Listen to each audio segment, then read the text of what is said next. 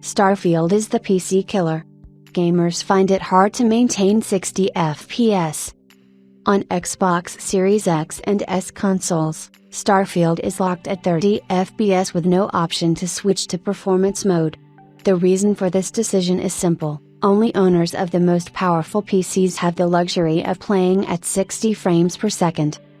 Game performance is a sine wave and a lot depends on where the character is. Starfield can hit 90 FPS indoors, but in a detailed and crowded city, a keyless frame rate on the same PC can drop to 30 FPS at 1440p, GeForce RTX 3060 Ti, Intel Core i5-10400F.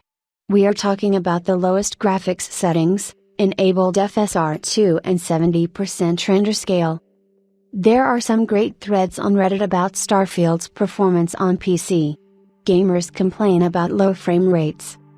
I have a 4070 Ti and there are several videos online showing this card struggling to keep 60 FPS at 1080p. For example, this and this video.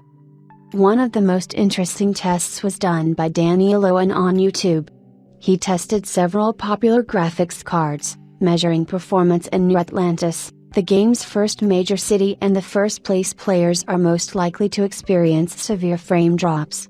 Here are the average FPS values achieved by various models with scaling disabled and native 1080p.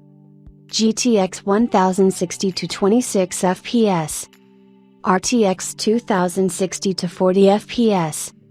RTX 4060 to 63 FPS.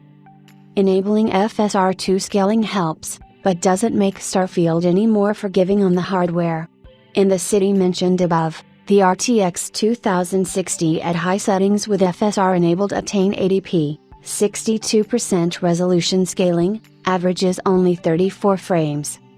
Judging by the reviews on the internet, Starfield is a CPU demanding game, so a decent graphics card is no guarantee of high FPS.